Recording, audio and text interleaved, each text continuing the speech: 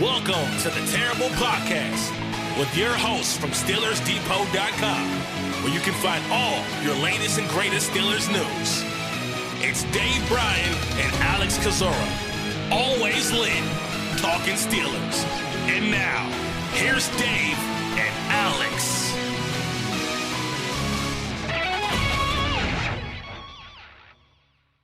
Welcome to the Terrible Podcast, Season 12, Episode 144. He's Dave Bryan. I'm Alex Kozora, SteelersDepot.com. Thanks for being back with us here this Friday, Steelers Nation. Dave, in my not a Porsche, even though you think it's a Porsche, I promise you it's not, I got my first compliment on my new to me car yesterday. It was from looked like a 19-year-old dude, just like a bro, just like, hey, man, nice car, but I will take it. It's all worth it. You are lit with the kids now, yeah, huh? I feel like Juju. Me and Juju are the same person. Holy moly, that had to make you feel good, right? It actually did, but I was like, well, that's my key demographic here in my new car. It's the 20-year-old dude. Look, I had one of the last trucks I just had. It was in, we had rental properties and all like that for a while. And, I had to have a kind of an old truck to kind of, haul whatever knots, back in Florida and all like that. And that thing obviously had some age on it. And I had bought it from the first owner, who was actually one of my good friends back there at home, but he had obviously had it for numerous years. Basically, it looked like a beater, it was old Toyota Tundra, I think. But the funniest thing about that is I would get, people just like the truck, not so much how it looked, but they just like the truck. And even, we hauled that thing when we moved out here to Vegas, a little over 6 years ago, out here. And, I sold it, I guess, about 2.5 years ago, right around there. But up until then, anytime I'd take it out, run to the store or whatnot, it was almost like I was on candid camera. People would say, man, I like your truck. I'm thinking, what are you, being a smart ass or something? Because it was sun beaten and the paint looked like crap. And, I never washed that thing. Didn't have to. It's old beater and all like that. But it was just weird what people find, what that they like and all like that. It was the damnedest thing. I always thought that I was being set up. People trying to tell me they liked my truck. But anyway.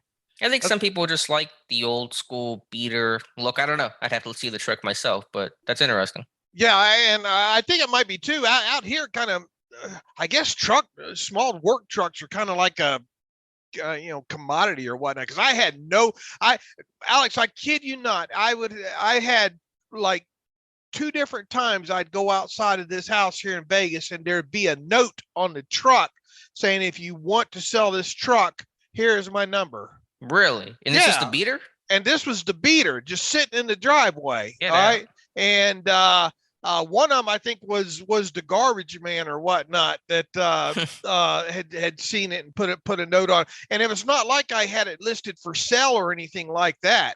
Right. But come time that my wife and I decided, well, let's go ahead and sell that thing. I actually had pulled out a list. Because I wrote the names and numbers down of these people. I said, why not? I'll just call one of these people and say, hey, do you remember leaving a note on the truck, a year ago, whatever it was? The first number I called, that guy said, I'll be there in 20 minutes. And he bought it. And he bought it. Wow. So go figure. It's one of my wife and I get a kick out of that still to this day, how that old beater just, I don't know what it was about it, but everybody was attracted to that truck. And it took me all of I don't know, an hour to sell it, so that's crazy. Well, very cool. Yeah, that's I don't know. That just seems like a very cool cultural thing that people were impressed by that truck. And you're right, it is hard to find those small trucks today. Everyone's making the big, F-150. I don't know, these big extended cab stuff. And so just finding an old school, like an old S10 is hard to do. Right. Well, that's a heck of a couple of way to start the show when we should be talking about actually some news. People signing some contracts and stuff like that, right? Right. One Larry Ogunjobi has signed his contract. And so when we spoke on Tuesday, I think as we were beginning the show, Ogunjobi was coming in for a visit, but we did not know if he was going to sign. We obviously did not know any details. But later that day, Ogunjobi signed a 1-year deal with the Pittsburgh Steelers. Now reportedly that's worth up to $8 million. The deal includes incentives. So a lot of newness happening in the Khan regime in terms of the 1-year deal, in terms of the structure, and just making a somewhat splashy signing here in late June. So Ogunjobi coming to Pittsburgh. As I said on my terrible take yesterday on Thursday, color me surprised for sure. I didn't think they would sign him from the standpoint of, I kind of figured that the old way of thinking would be there, that he's going to want enough money that it's going to be too rich for a 1-year deal for the Steelers to do, and that Larry Ogunjobi would not want to do a 2-year deal kind of at a discounted price there. The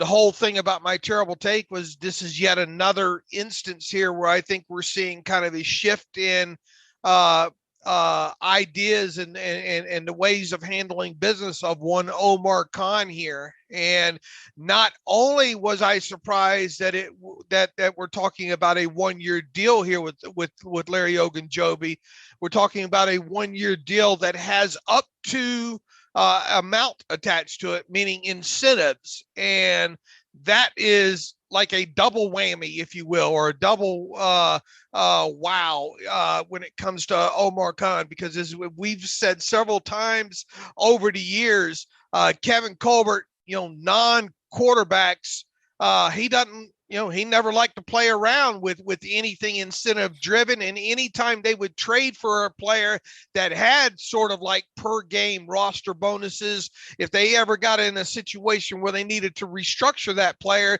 they would try to restructure that out of the contract on top of it. Now, there were instances, where they didn't do that. But the only time you would see a kind of a roster bonus type player under contract was when it was a player that came from another organization already under contract there. Now, yes, the Steelers did sign Mitchell Trubisky to an up to deal, but that's the old, well, that's a quarterback type situation. And that was more in line with, okay, you can understand why they do that and why they will use that as a precedent, saying, well, it's a quarterback type situation. And yes, the Steelers technically signed Juju Smith-Schuster to a 1-year, $8 million last offseason. However, the only way that deal gets done like that was because they put 4 voidable years on the back end of it to get that cap number down. Had they not, went that way with the 4 voidable years, I'm confident in saying that deal with Juju would have never gotten done. And it technically was not a 1-year deal if you want to get into the semantics of it, because of the voidable years that were included in that, though. But back to Larry Ogunjobi. Really, really surprised that they got a 1-year deal. Wasn't surprised necessarily that they signed the player, because you talk about, of all the guys that we've, that people have thrown out there, of guys that, the Steelers should go after Sue or who are some of the other big defensive linemen people were talking about within that, the old Bears. Keem Hicks. Yeah. Well, he had just signed, I think, before to retire. No, not Eddie Goldman. Eddie Goldman. A lot of those guys that the people were throwing the names out about, as I said, were more true kind of 0-1 technique. At most, at best, maybe a 3 technique kind of guy. The thing about Larry Ogunjobi is that guy's played up and down the defensive line. He's played the 5, he's played the 4, all the way down into over the nose there. He's done. So from a position, from what he gives you, not only or could possibly do in a base defense or a sub package defense, he can do all that. So it's not like you would be signing just a guy that's going to be out there in a base defense over the center type of thing. So not surprising the actual player that they landed on. Super surprised that it was a 1 year deal with him, and especially a 1 year deal with an up to amount. Now we still don't have the specifics on what the true base of this is versus what the incentives and the not likely to be earned portion are. Hopefully we will have that maybe by Saturday at Monday at the latest there. But once again, I was surprised they got it done, because I figured the Steelers were going to try to look to get a 2 year deal done with him when it was reported that they were bringing him in for a visit. I kind of figured that Larry Ogunjobi, with this late, his value decreased a little bit, would probably just want a 1 year deal so he could get back into the market next year. And it really seems more along the lines that the Steelers made the concession here. Right. And I think it would be hard to do that 2 year deal, because Ogunjobi shouldn't even be a Steeler right now. He should be a Chicago Bear. And the only reason why he isn't is because whenever he signed a long-term lucrative contract with them earlier this offseason, the deal fell through due to a foot injury and caused him to fail his physical. And so the deal was null. And so he knows that if he plays well this year and he proves his health and all that, he can probably cash in and get something similar to the $40 million+ deal he got, or almost got, back in March. And so I think him taking a 2 year deal, the odds of that happening were pretty slim, but that made you wonder, well, would he sign in Pittsburgh at all? Could they, agree to terms? And so it looks like Khan's doing business a little bit differently. It's a good signing overall. To get a player of that caliber, a $40 million type of player in late June, is very rare. And Pittsburgh, I think, is going to reap that benefit. This is an exciting time, I think, in the early stages here of Omar Khan, because going back to kind of that principle that we've seen Colbert kind of loosely use, where no players on a multi-year deal over around $4 million average yearly value. I mean, really, I can't remember the last time they've signed a guy for 1 year for over that amount. And it makes you wonder, going back over the years, Steelers have had in a lot of notable unrestricted free agents into Pittsburgh for visits over the years that ended up leaving town unsigned. It makes you wonder, had they been more, had Colbert been more willing to maybe do 1 year deals with some up to type incentives, how many of those guys might have not have left town? Yeah. What do you think his aversion to the incentive laden deals were? I got a question about that yesterday. I didn't have a great answer for that. I don't know if you have a better one, but what do you think the issue was? I just twofold. One, because they were constantly up against the cap, with the Roethlisberger deal and year-to-year high annual salaries. But can you really use that when you've got a guy like TJ Watt now that's essentially got a franchise quarterback number? You know what I'm saying? Right. Sure. I want to maybe think, my theory on it is they don't want to have certain guys kind of incentivized on the contract and other guys not, especially if it's related to like statistical things, That was my thought. A player late in the season might feel slighted, or this weird pressure to reach an incentive or not reach an incentive. And there's a little bit of a game potentially happening there. Right. And let's say maybe a guy's got a per game, incentive, and, maybe he's not going to hit that later in the season or something. And maybe there is maybe the incentives are lost in there. I don't know, but I would like to think it's more along the lines of more maybe not having some chasing incentives and others saying, well, he gets to chase an incentive. Why don't I? Yeah. Just kind of that equality aspect of it. Because I've also talked too over the years about kind of the hierarchy that you see and how new players on the outside very rarely, bump up into that more elite hierarchy, if you will, what I'm saying, of the average per year and all that. They kind of use that pretty structure. Like you weren't going to see a defensive lineman brought in off the street this year with the average yearly value higher than Cam Hayward's, you know what I'm saying? Sure. And trickling on that down there into, top couple of guys on each side of the football.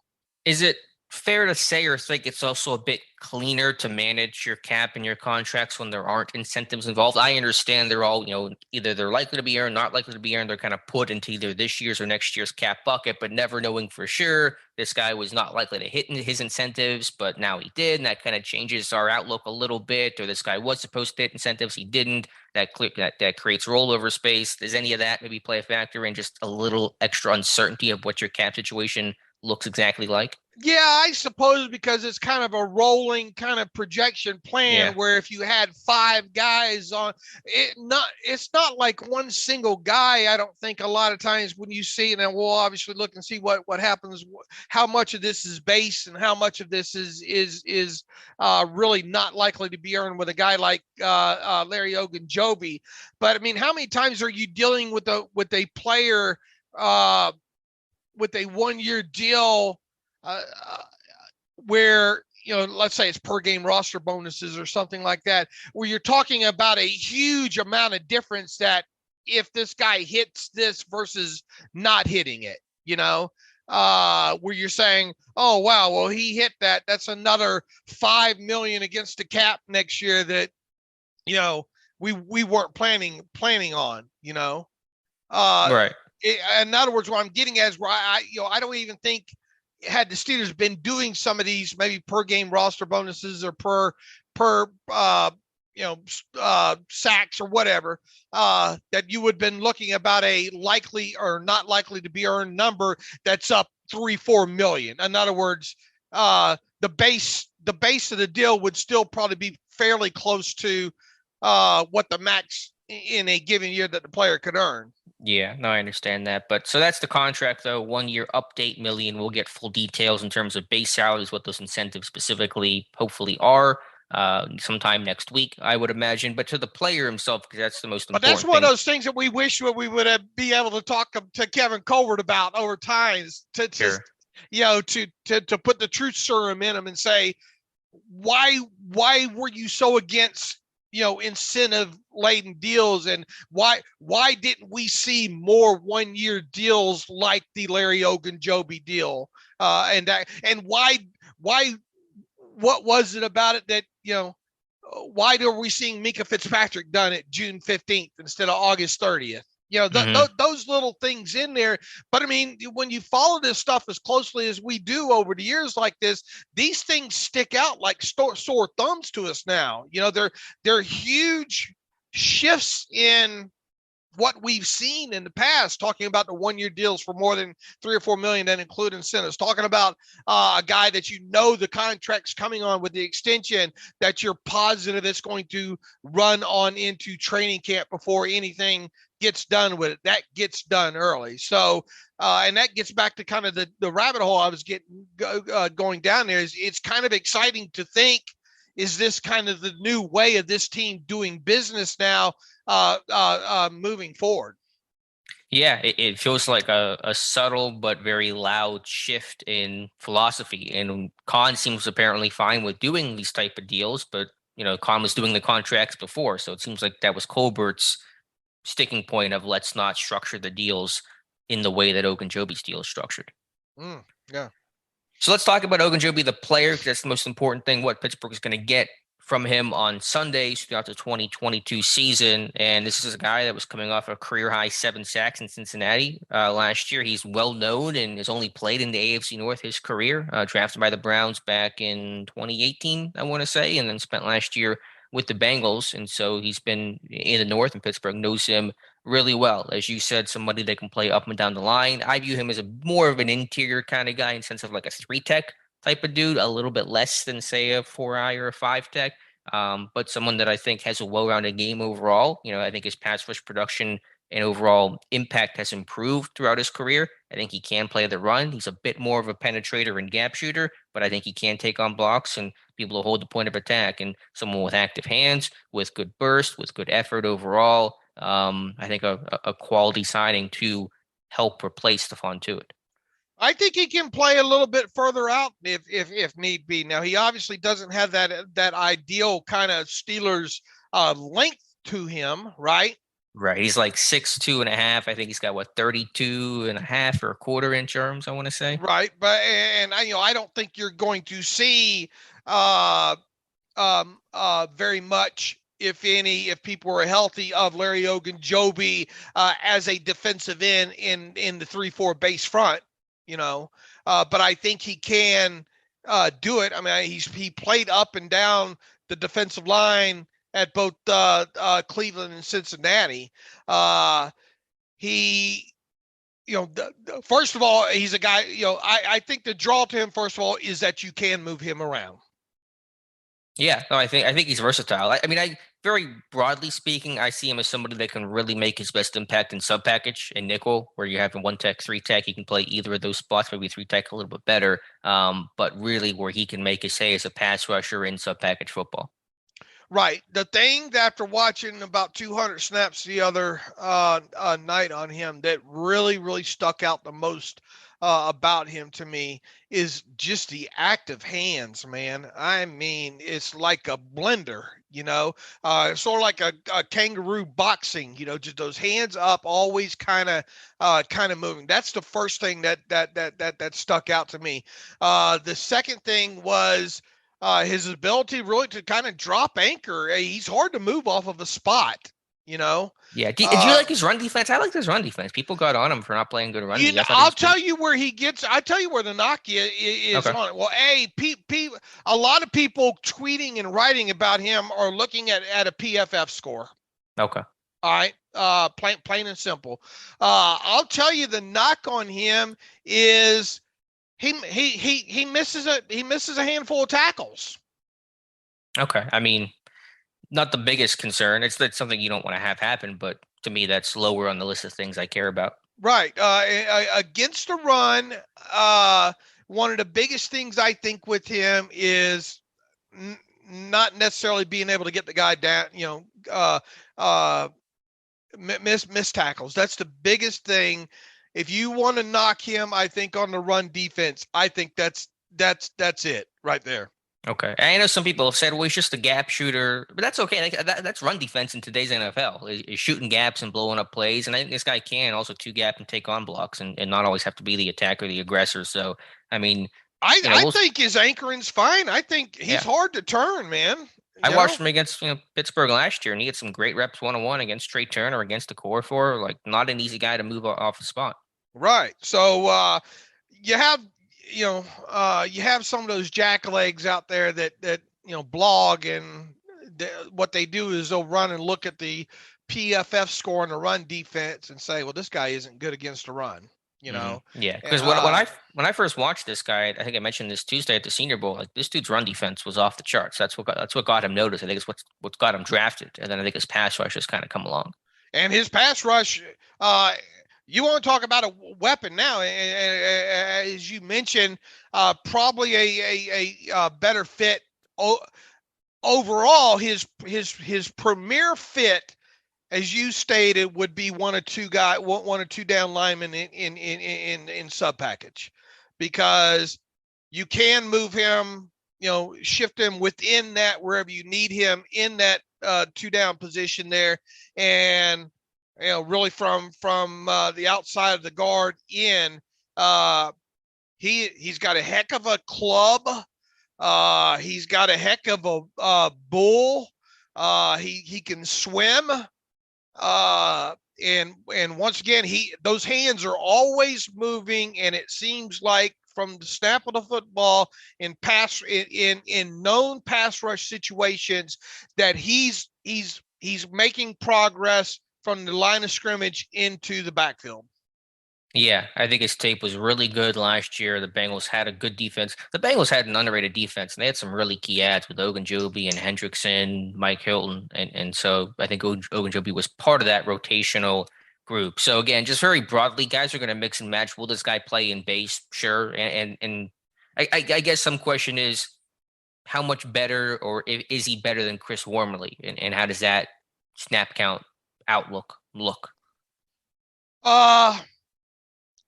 That's another good question, because Wormley came on last year. You know, what was our joke last year? Chris Wormley owes this team some snaps from his first season, and he more than gave it to them. However, is Chris Wormley a guy that you want out there 80% of the time in sub-package pass rushing situations? You know, I'm doing my study on how do guys win on 3rd and 4th down, and I went through Chris Wormley's 3rd and 4th down rushes last year, and I actually came away less impressed than I remembered watching it over the course of the season. Some of the sacks were lower quality. He didn't win one-on-one as often as I thought he would, and I think Ogunjobi has the potential to be a better pass rusher than Chris Wormley. So Wormley's going to have a role. He kind of fits the mold as a more traditional base end. But again, I think in sub-package, you could really see Ogunjobi shine. Yeah, I think you answered your own question there, didn't you? I guess so. Yeah, so ask and answer. And I'm with you there on that, because I'm with you in the fact that, this will come out, well, there you go, Dave and Alex are Chris Wormley haters, but I thought Wormley played very well last season. But I think if you do parse it situationally, like you said, going back and looking at it, I think you will see that, okay, what was the quality of the sacks? Was it as good as maybe a score would say, within that? And I think that, I think you have your answer. I think you have Wormley maybe as more as your base type guy, and then Ogunjobi, a 500 snap guy, where you try to get on the field as much as possible in truer pass rush type sub-package type situations. Yeah, that's kind of the way I look at it as well.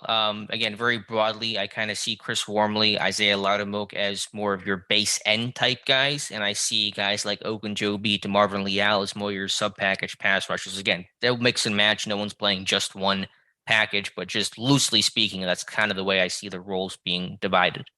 All right, and what are the question marks with Larry Ogunjobi? If they signed the version of Larry Ogunjobi pre that foot injury against the Raiders, they got a hell of a player. Yeah. The big question now is, Dr. Mel is kind of going down the rabbit holes on this for us as well too, and maybe she'll have enough info that maybe this will be part of her Sunday terrible take. Where is the original report that this was like a Liz Frank joint injury? That's what we've been both trying to research there. Who was the first to report it? Did this come from the player's mouth, or is this more of just an ankle injury? Because we actually had the play, and Dr. Mel can see the play, and her initial thought was, well, maybe that's more lower, ankle type issue, more so than an actual foot injury. Now we know he had surgery on it, on whatever the problem was. It's just specifically, was that kind of a Liz Frank joint injury, and if so, how hard is it to kind of come back from such an injury, and will the player, is that good? Is that a year removed type injury, or is it we'll fix it and 4 months healing time, you'll be good to go. Now remember, this is a guy that did fail a physical 3 months ago, whatever it was, right? For Right. for whatever reason there. And this is a guy that even was still on the street, up until this past week. Is that because people were just scared off? The organization scared off by him failing the physical? Was his demands too high this late in the off season? We don't know the answers to that question. So there is an area of concern when it comes to him, as far as what was that injury and what's he going to look like even after surgery for that injury, and how quickly, in other words, can he be that guy that he left off at the snap that he got injured on? Mm-hmm. And if so, they got a hell of a player. But Yeah. if not, then that's where the concern comes in there. Sure. And frankly, right now, there's no indication he can't recover. I think it was just he had gotten hurt so late in the year. He got hurt in the postseason that he didn't have the recovery time 2 months later to sign and pass a physical. So obviously he's passed the physical in Pittsburgh. Now different doctors, I guess, can have different degrees of passing a physical and what constitutes pass and failure and things like that. But you would assume he'll be healthier. He's pretty close to being healthy right now. And if so, this guy could be a steal. I mean, if Larry Ogunjobi is even 85% of what he was during that prime play of his last season, that's a pretty damn good player. Mm-hmm. Yeah, and Pittsburgh really felt the importance of depth, or the lack of depth last year, and so just adding this, it's a crowded defensive line room, but they needed to be crowded because their depth was exposed last year. We kind of talked about that when the news broke the other day about him being brought in. What happens if they do sign him? Unfortunately, and I say unfortunately because of what goes along with it, these things normally have a way of working themselves out, with injuries, between now and week 1.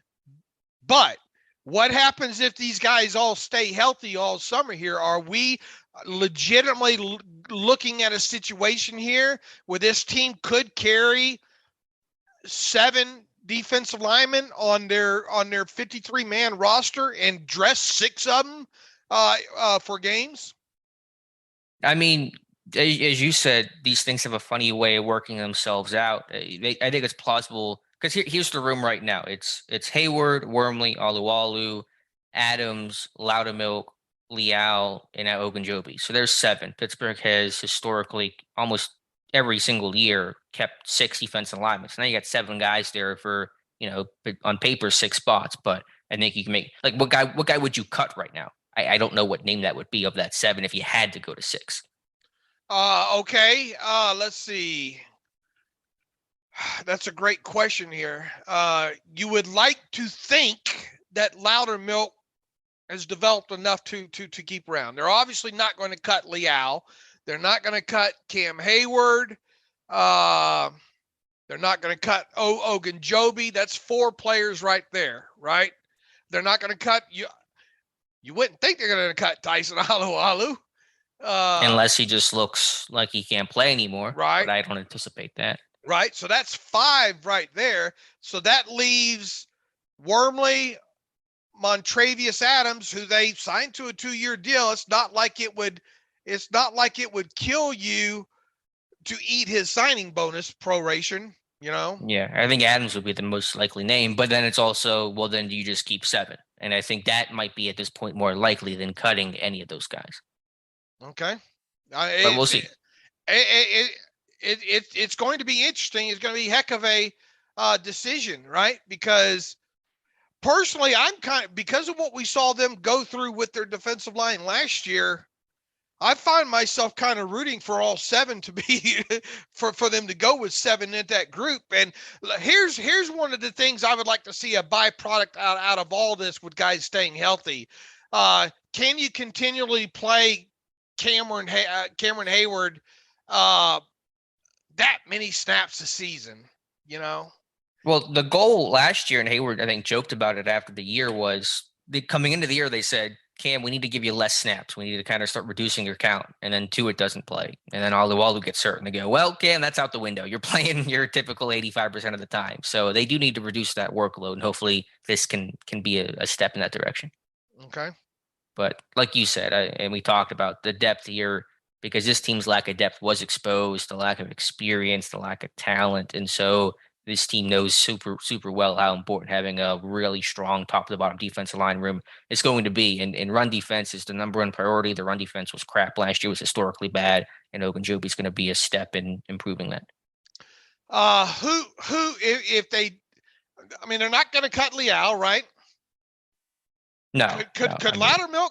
You wouldn't think you trade up for Loudermilk like that, and you use his. I thought he developed okay as a run defender, his rookie season. I'm really kind of excited to see where he's at, where Loudermilk's at this summer. And in other words, I don't think, barring injury or anything happening, I wouldn't think that he would be one that we'd have to even question making the 53-man roster.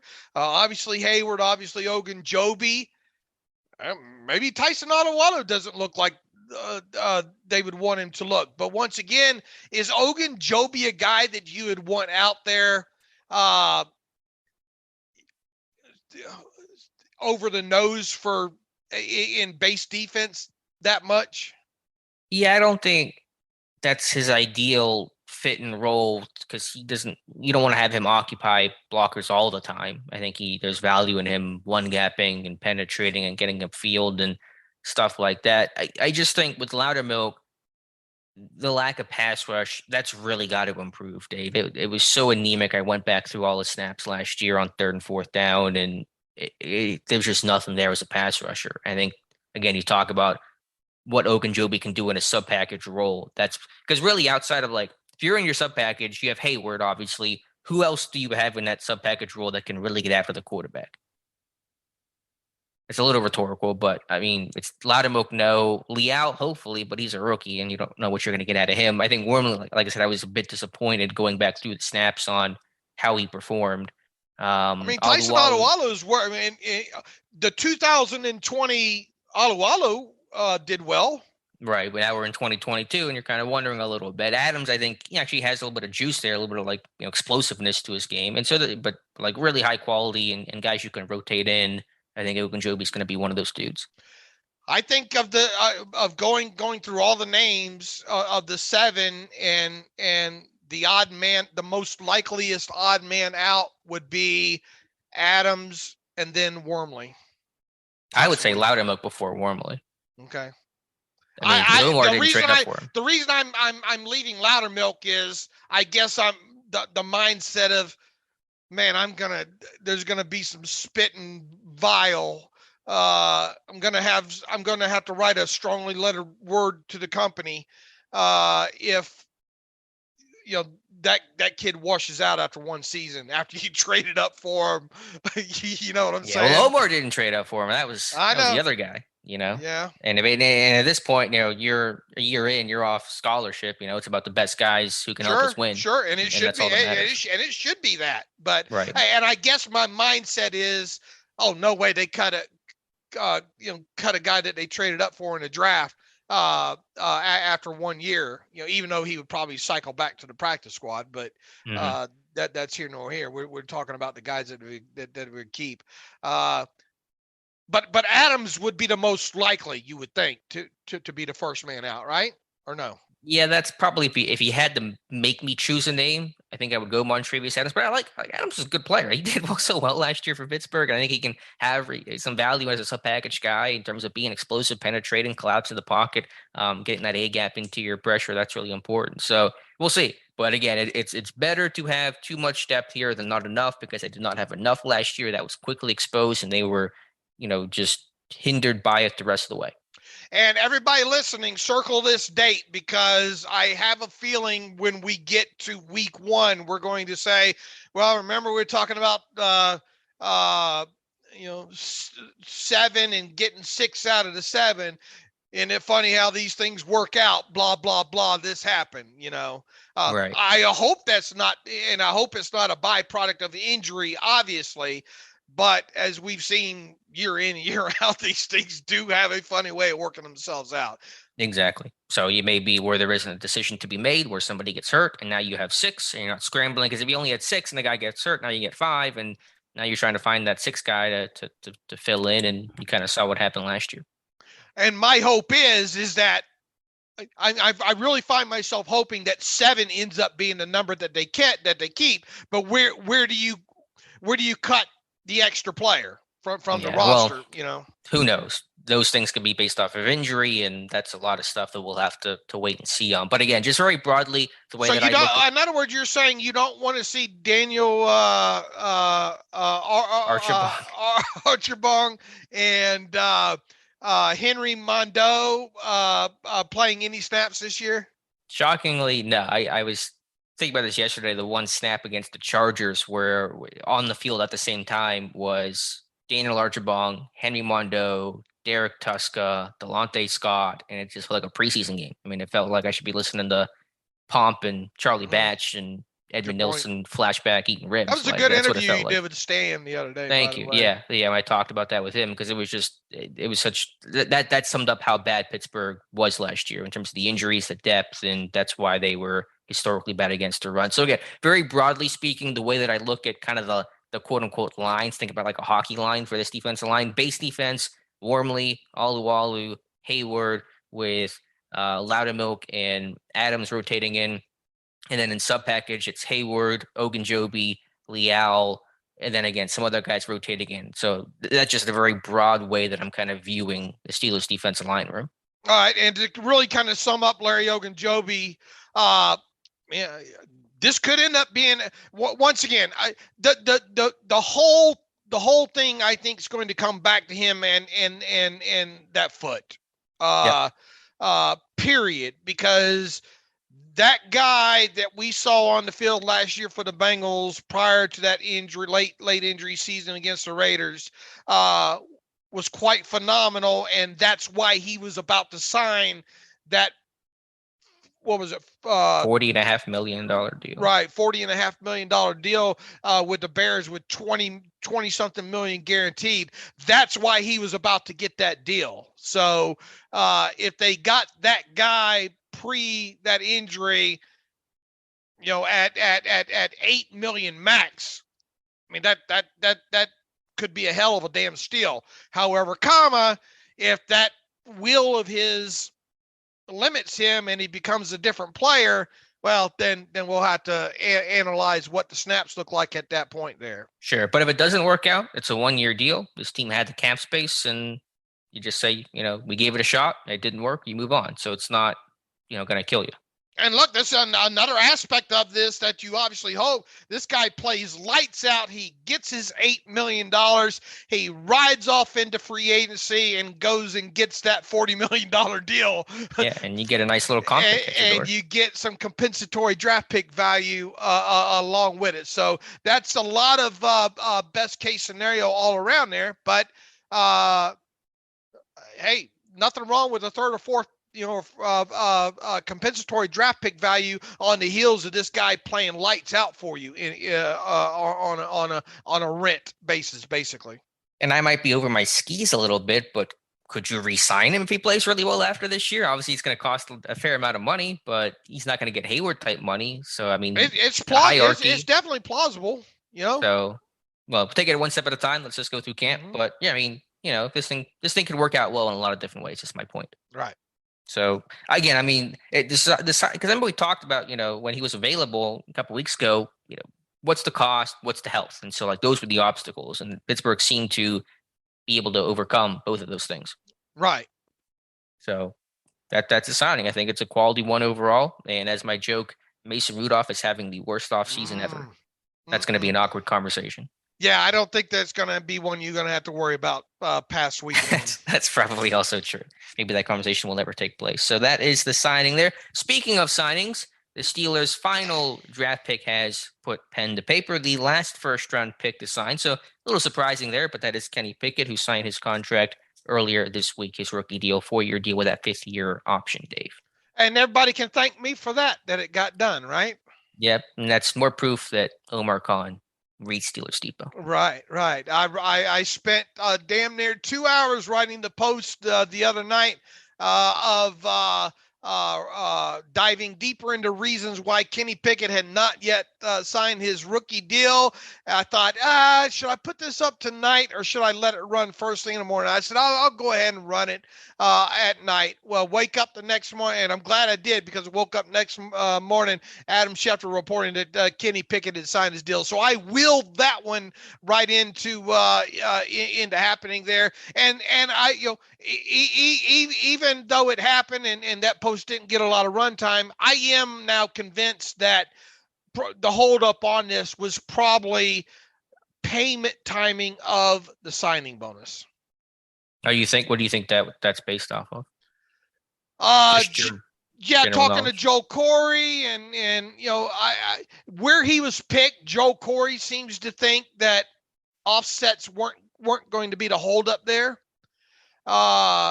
In other words, that Pickett didn't have a leg to stand on unless his agent was trying to stand on the leg of, well, you can't look at him at the 20th overall pick. You got to look at him as the first quarterback taken. And this is what has been happening with offsets with first quarterbacks taken. You see what I'm saying? And this is the same guy that represented Wilson and Burrow. Okay. So maybe he got a little bit full of himself, that aspect of it. And Joe Corey seems to think that, man, if Kenny Pickett and his agent were going to die on the offset hill, they were going to be on into the regular season dying on it. You know what I'm saying? Okay. Yeah. He seems to think that, and he had a great podcast about, it was right after the draft, about things that are left to negotiate on rookie deals and breaking on all that down, like 40 something minutes, I think 38, 40 minutes, something like that.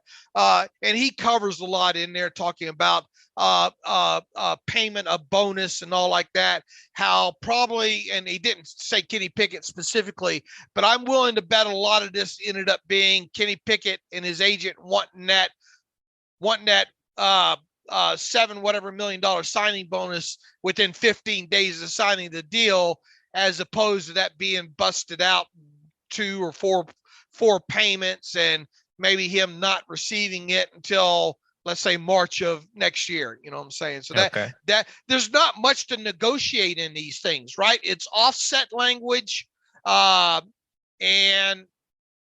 payment of timing payment of bonuses and all like that. That's it. And we know the payout structure can vary. I know Pat Fryermuth, I've referenced this before, talked about how he got his full signing bonus 15 days after signing last year. And he looked at his bank account one morning and went, that looks pretty nice. And so it varies. Some players get paid out longer, and this is obviously more money. And so I'm sure Pittsburgh was trying to spread this out a little bit instead of forking up $7 million, in 15 days. But you have no idea what the actual payout is, I assume. No, not yet. And I don't know if Joe Corey will be able to gather that from the NFLPA side, but I certainly will ask him what he sees. Do you think Pickett got it all in 15 days, or do you think they kind of had compromised that we'll pay you half now and half later, something like that? I don't know. I really don't. I would just be throwing a dart. Okay. Interesting, though. But yeah, I mean, it is an important point. Although the rookie contracts are slotted and pretty much done, they're not 100% set in stone. Well, and Joe Corey does a great job talking about really where the most of the negotiation area is kind of in that top 10 players, that are drafted. So when we get into the slow time, if you people are looking for more information on that, go back and find that Joe Corey podcast that he runs from right after the draft, talking about rookie contracts and all. Mm-hmm. I'm sure you were just in heaven listening to negotiations about rookie deals. Look, I love all that stuff, man. I really, really enjoy listening to Joe Corey talk about those kind of things. I think he does a great job of breaking that stuff down. He does. You know what I enjoyed listening to this week? It was podcast week for the Pittsburgh Steelers. Mike Tomlin on the pivot. And we've talked about this on Twitter quite a bit, but first time we're talking about it on the podcast. man, that interview, and I'm sure people have gone and listened to it by now, but if you haven't, or if you haven't listened to the whole thing, we encourage you to do it. Go check out, just type in YouTube, The Pivot, Mike Tomlin, 90 minutes, the longest I think Tomlin has ever been interviewed for. And to me, easily the best interview and conversation. To me, it was less of a conversation. It almost felt like a sermon. It felt just that impactful. And that was with Fred Taylor and Ryan Clark and Channing Crowder, and those guys doing a fantastic job. And so we have a lot to talk about from that conversation, but just overall, that was 90 minutes of pure Tomlin, and it was awesome.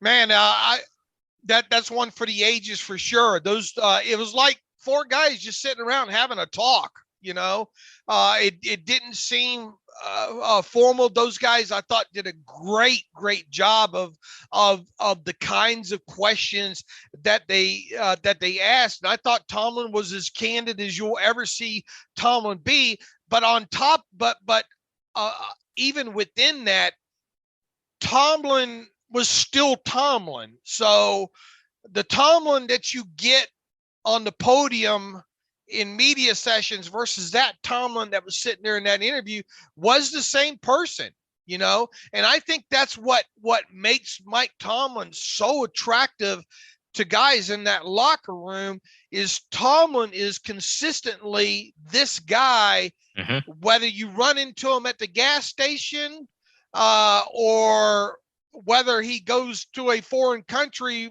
whatever, and buys a beer, Right. It's not fake. It's authentic. Right. I think he's super authentic, and I think he is I think he has his principles of who he is, who he's comfortable in.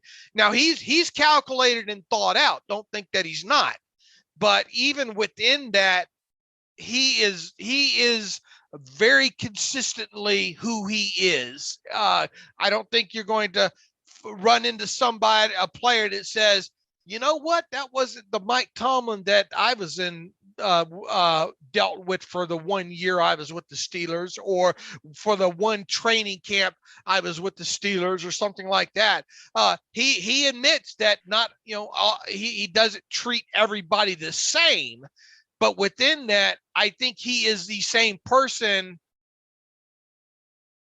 personally, although he might not treat everybody the same with how he handles them on a coach player aspect of it, if that makes sense. Sure. Well, his phrase is, I treat everybody fairly. I don't treat everybody equally. And that's a difference. So you recognize that, yes, the star players may get more leeway than the 90th man on the roster. And some people will get mad about that and say, that's not right. That's not fair.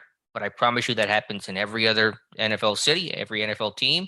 And at least Tomlin's going to openly admit that, and he will treat players fairly and show them respect and give them a valid shot. And all the players I've talked to over my years, speaking to former and current Steelers, all indicate that he treats those guys very fairly. All right, what things kind of stuck out with us? First and foremost, him talking about the process of hiring Brian Flores was phenomenal, I thought. And it's probably the thing that's going to get swept up underneath the carpet the most. In other words, not many people are going to talk about this, but him kind of going through the detailed process. He really didn't know Brian Flores all that well before any of this. And this whole thing kind of started with saying, look, I just want to reach out to this dude and let him know, we're with him here. He's not alone in this. And then, because of the coaching coalition that Mike Tomlin's part of, saying we're going to be there to help you with this. And this thing just kind of quickly him reaching out like that and saying, hey, we don't really know each other, but I'm here for you. If you ever need anything, holler. And then that thing kind of quickly morphed into, man, I can't. And Mike Tomlin did not want to insult him, basically from the fact of, look, there's still a couple of head coaching jobs open here, but, how about you come over here and take this linebacking job? Right. Right. He didn't want to insult him that way, because Tomlin basically thought there's no way this dude doesn't get a job, but when it became more evident that he wasn't, I'm not going to do this justice given the play-by-play on it, but I really thought that was phenomenal. And then he went into Art Rooney's office and said, look, I think we can get this dude, and he's a hell of a coach. And Rooney just said, "Great," and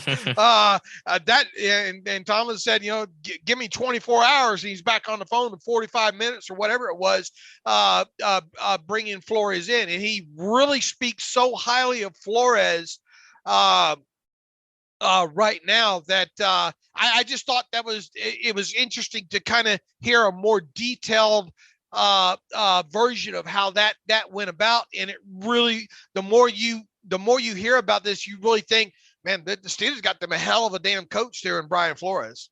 They did, and you laid that out well. Initially, Tomlin was there just for support and just to make sure that Flores knew someone was with him, and Tomlin assumed he was going to get a marquee job somewhere, so didn't even broach the conversation about coaching in Pittsburgh. And then once the other jobs dried up, Tomlin realized he ain't getting, a head coach job or a defensive coordinator job. I want to give this guy a job. He should be coaching. So let's have a conversation about coaching and see if you come on board in Pittsburgh as that now official defensive assistant linebackers coach. But what I love the most from that, because I already kind of, from a Steelers fan perspective, I already knew that story. Basically, the reaction from Channing Crowder hearing Tomlin talk about, I just walked down the hall, went to Mr. Rooney, said, "Hey, I want to hire Brian Flores." Rooney says, "Sure." And that's the conversation. He says, "That's how it went down." Yeah. Like, he was just incredulous about that process. And that tells me that it doesn't work that way in other cities, that there's red tape and there's this whole process. And Tomlin's response to that was, we make it a simple complex because we're scared about our decisions. We want to feel good about having all this process and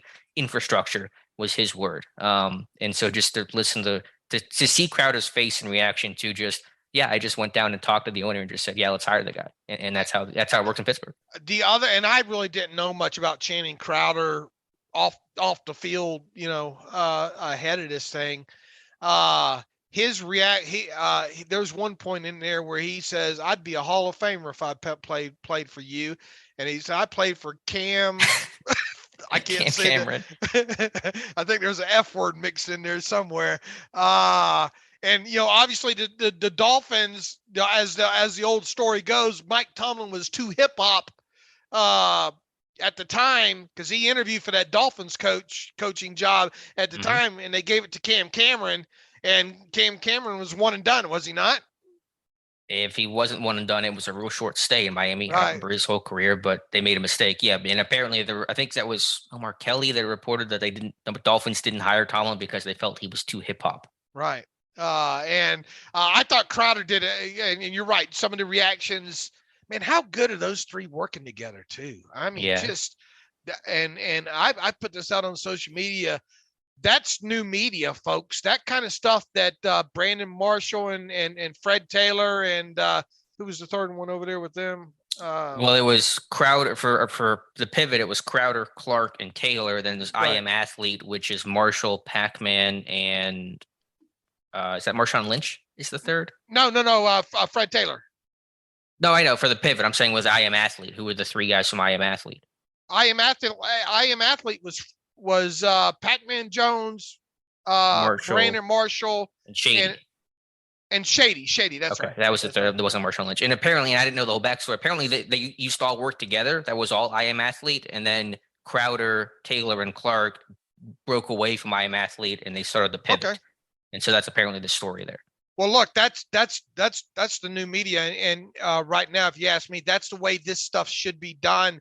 And if I were these ESPNs, NFL Network, CBS's of the world, Netflix, whatever, I would attach myself to it in as is form right now, because that's much must-watch TV, if you ask me. But anyway, and you would probably agree with that too. Well, yeah, but I hope that personally, ESPN doesn't do that, because if they gobble these guys up, they get all ESPNified, where they're just so Disney. Right, where they swear. They make it something else, right? Yeah, and it's a crappier product. And so, but I think, to your point, the guys that are doing it the best are the former players, the guys we just talked about. Pat McAfee, another example. Tomlin's been at his best personally when he's around former football dudes, and they're just talking ball, they're just hanging out. McAfee, the Pivot podcast, that's whenever he gets to be comfortable. Also, they did this in Tomlin's basement, which probably helps when you're kind of at home and Tomlin's sitting in his good chair and all that kind of stuff. But that kind of made Tomlin, I think, a more comfortable to open up with these guys. Mike Tomlin talk about failures as a player, continue to motivate him. I thought that portion of it was fantastic. I'll tell you what, too, this guy thinks the whole hell of a lot of Raheem Morris. And we've heard Mike Tomlin talk about, wasn't he on a podcast with Sean McVay? Like, it was with Raheem, too. Okay, with Raheem and as well, too. Let me tell you, if I'm looking at that as an outsider, as maybe an owner or a GM right now, if Mike Tomlin tells me that I should hire Raheem Morris, man, and basically that's what Mike Tomlin is saying. I think I would think seriously about hiring Raheem Morris, to be honest with you. Yeah, I mean, that's as good of an endorsement as you're going to get, in my mind.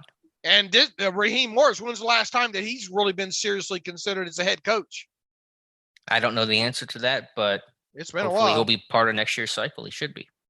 Let's see, the Antonio Brown stuff, I thought Mike Tomlin handled perfectly, basically saying, look, y'all know that's not going to happen, talking about Antonio Brown coming back. But on the flip side, Mike Tomlin went out of his way to make sure people know that this guy was a phenomenal player during his 9 seasons in Pittsburgh, which is the truth.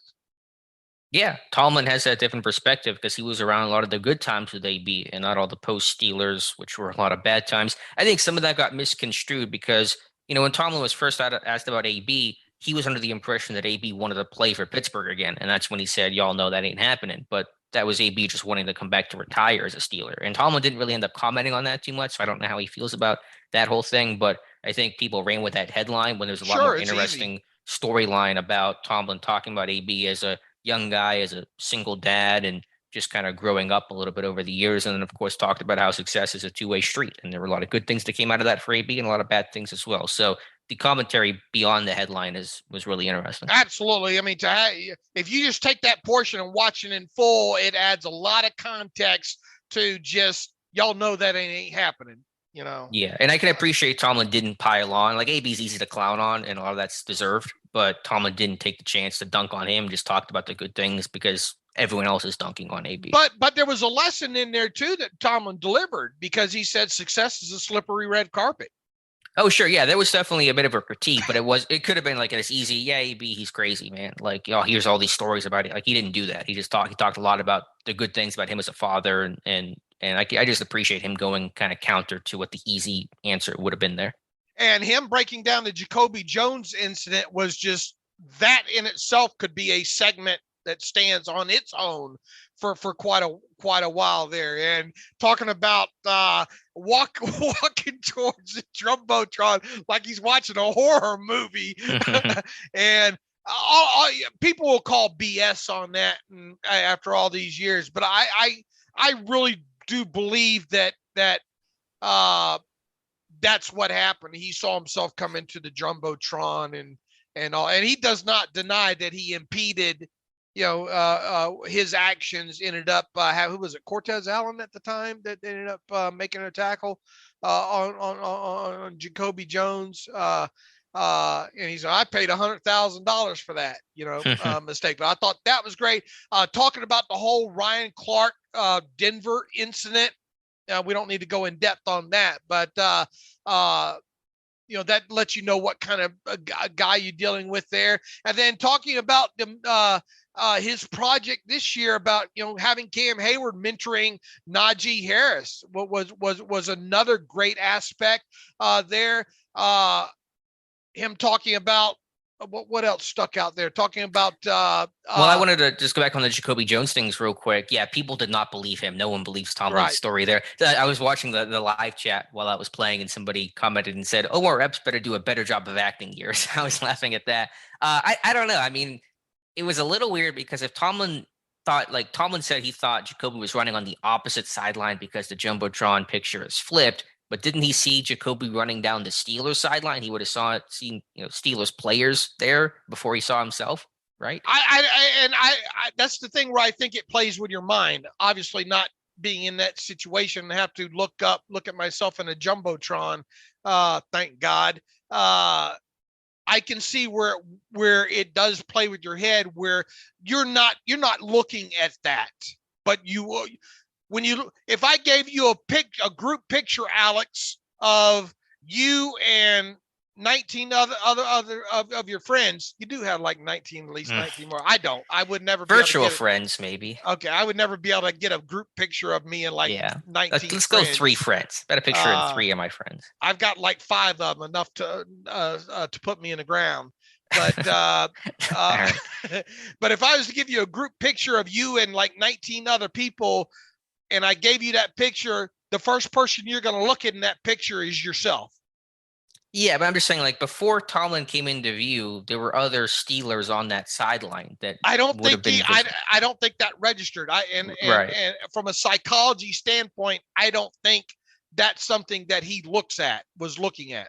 That's probably fair. Now, I don't think Tomlin did this intentionally. I know people will think that. I don't personally believe that, but the story just seemed a little. But I think it's one of those things where memories. That thing was like, how long ago was that? Over a decade ago. So memories probably fade a little bit as well. Well, the thing is it seems like I can instantly recall it in my head, but man, it has been a while ago.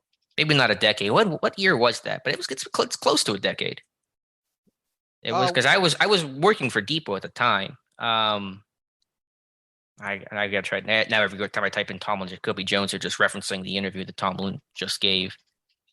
When was that? 2013. 2013. Okay. So yeah, so almost a decade. Yeah. So anyway, but that's all water under the bridge. Tomlin paid is fine, and that's that. But yeah, the Hayward Harris thing, the mentoring project, that's pretty cool. The allocating of playmaking.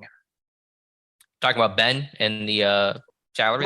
Right. So him talking about, we don't have the allocation of. Technically, he's saying, look, we without Ben, we don't have the allocated funds towards the quarterback position anymore, but we better have the allocation of playmaking elsewhere by not having Ben. And I thought he did a great job of talking about Ben and, man, about how you see greatness every day like that. You kind of basically take it for granted, Now, obviously, the last 2 years have been, weren't premier Ben, but it sure made Mike Tomlin's life easier when he had Ben back in his prime, and that's a Captain Obvious statement.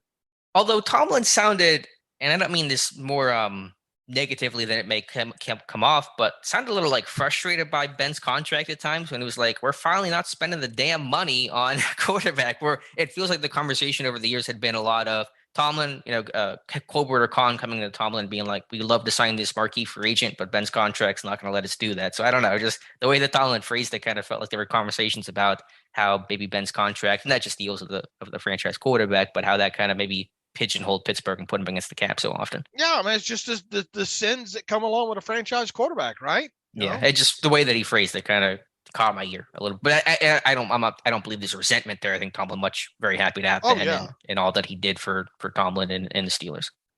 All right, what else stuck out from that interview?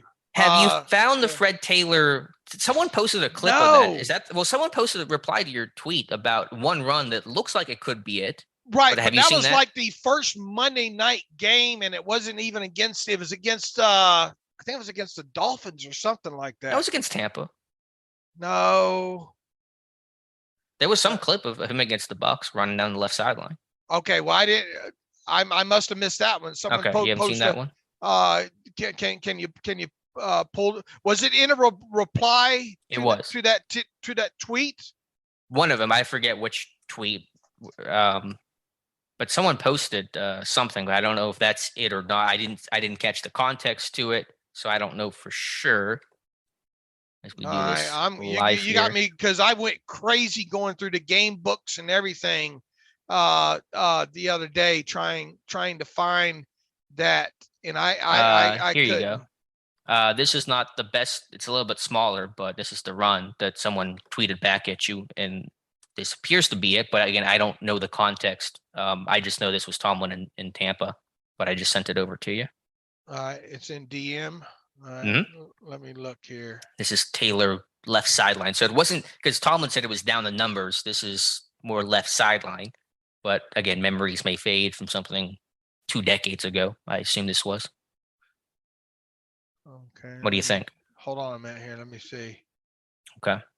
But really good stories. And Fred Taylor talked about wanting to play for Tomlin. And when Jacksonville released him in 2009, he was wanting to play for one or two teams, the Steelers or the Patriots. I think he ended up going to New England. So he ended up getting his wish with Coach Belichick. What year was this? Look back at I don't know. That's 1998, though. Tomlin was Tomlin in Tampa Bay in 98? Yeah, it felt early, but let me check his Yeah, he wasn't there until 2001. So yeah, that can't be it. Right. That's what got me. Is that 98? This says let's look back at the matchup in 1998. Okay. Then I guess that's not it then. And he talked about being the secondary coach. Yeah. He wasn't on that. Mike Tomlin wasn't on that staff in 1998, right? Right. No, he was still in college. So I guess that's, I hadn't done any research on it. I just saw that and hadn't looked into it any further. Unless Mike Tomlin was looking at highlights, I that's where it didn't add up to me. Cause me, someone mentions a play like that. And then normally I have instant recall, even if it's, not the Steelers for a big play, something big play like that. And I couldn't remember it. I went through all the game books from the time I even went through the game books with Tomlin with the Steelers, every time they played Fred Taylor. And I never could find it. So this clip is the closest thing that we found to it. But if it's 1998, Mike Tomlin wasn't there with the Bucks at the time. Yeah. And Taylor does look back on this play because that was the whole story that Taylor never looked back at pursuit. Anyway, this can't be it. I know no one else cares about this. But Fred Taylor, man, how good was he against Pittsburgh? Like those Jaguars, they were some Steeler killers. It was Fred Taylor, Sean Mathis. Like Jackson was always that thorn in Pittsburgh's side. Absolutely. He and Fred Taylor saying that he wanted to play for Mike Tomlin. There were two teams when he was cut from Jacksonville that he wanted to play for was the Patriots and the Steelers, and he wishes Mike Tomlin would have called him. I'd sign Fred Taylor today. Pittsburgh needs that veteran running back. If he's in shape, I'll get him help.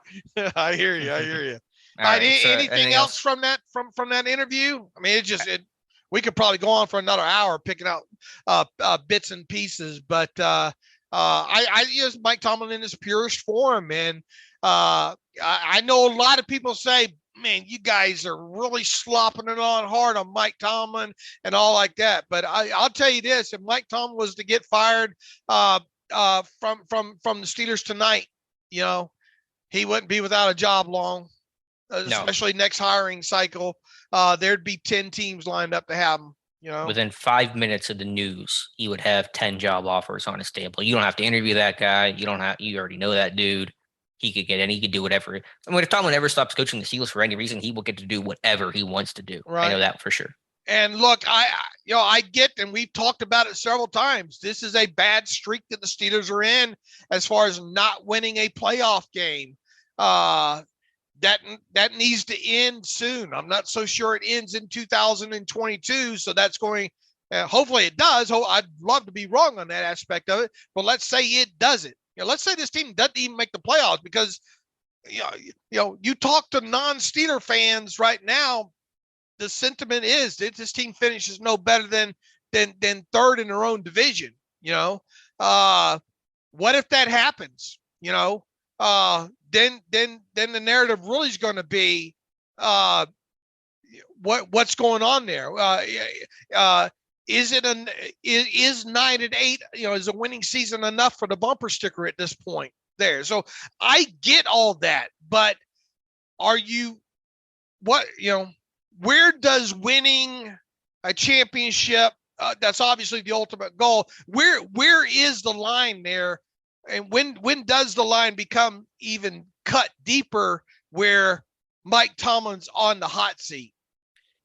Well, yeah, by no means am I giving Tomlin a pass. And I've written a couple articles over the years about, and I even agreed, and this is a rarity for me to agree with something Colin Cowherd had said. And really, I've been saying this before, Colin Cowherd, about how I get the whole never had a losing season narrative and storyline and stat. And I understand to a degree that's impressive because winning in the NFL is just hard to do, and to consistently be competitive and above 500 or at 500 for 15 straight years is pretty remarkable. But that is not the standard in Pittsburgh. There are no banners being hung for didn't have a losing season. You put trophies in trophy cases. That's the standard. in Pittsburgh, PA, and Pittsburgh has not gotten to that place, not winning a playoff game for 6 straight years. But I think, short answer, it's not going to – this year's there's going to be a pass because this was the transitional year, the new quarterback year. This team struggles. People will kind of get that.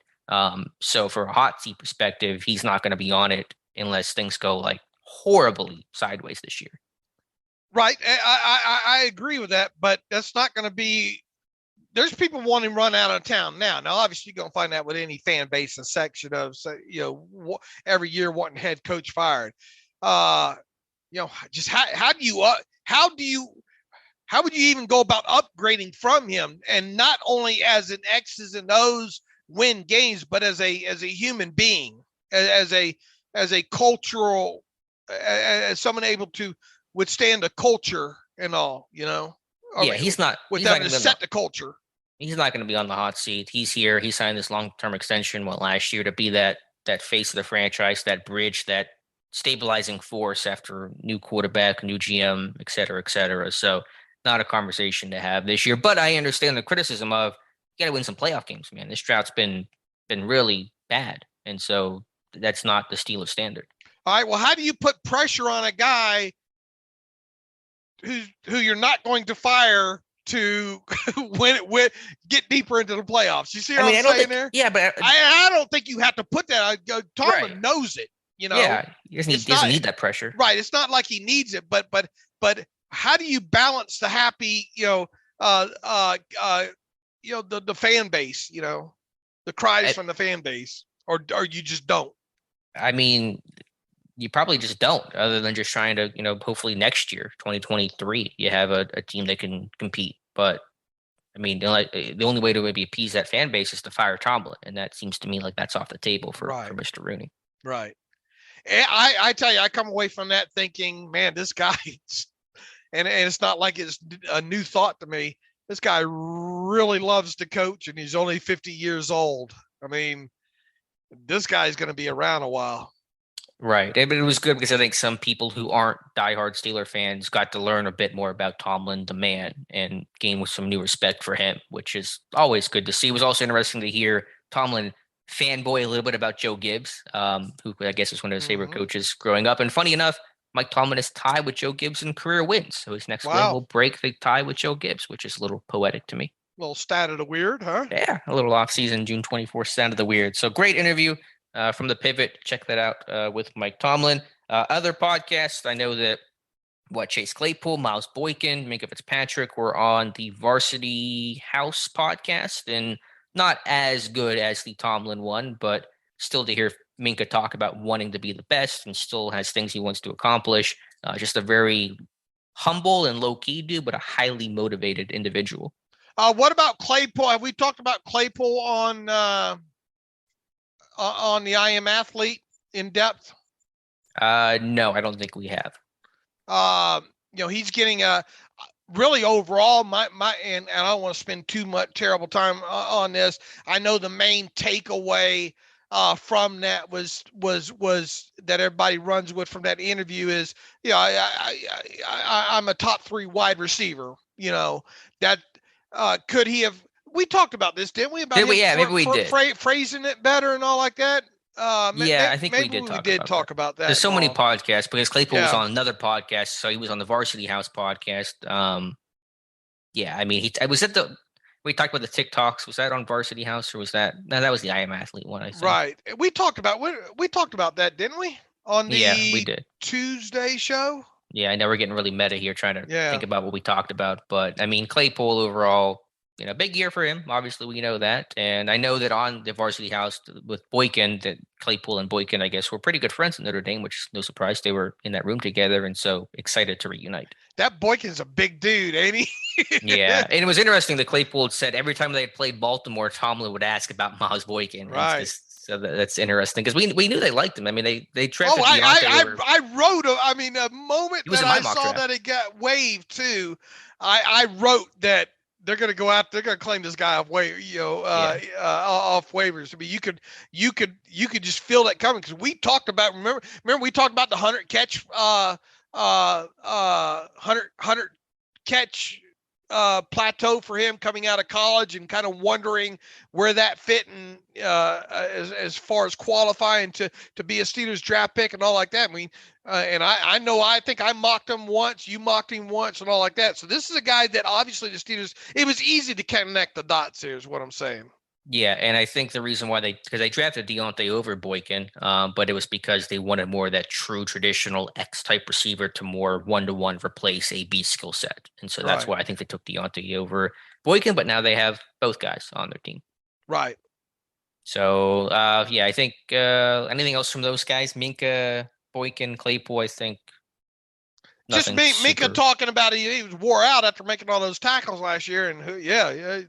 Here's to Minka not having to make damn that close to that many tackles in 2022. Needs to be around 80. Last year he was about 124. I think he said 132. Sometimes team stats can be a bit different than the NFL actual game book. But yes, 80 tackles for Minka would be a good number. Absolutely. Really, honestly, if you told me the number of tackles Minka Fitzpatrick had in 2022, I can tell you how good or bad this run defense was.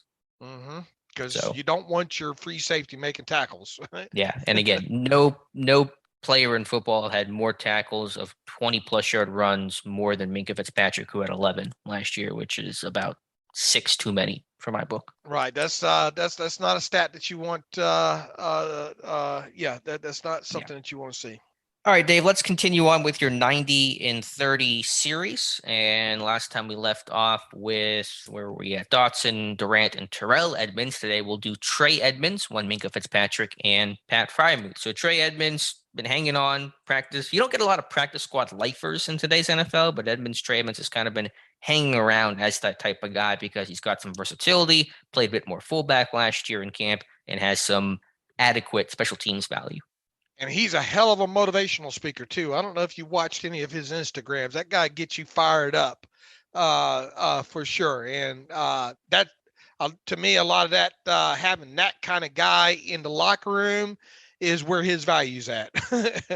It's not, and that's probably why he's been around this long. Is just because of probably a great, very knowledgeable practice squad player that knows what's going on.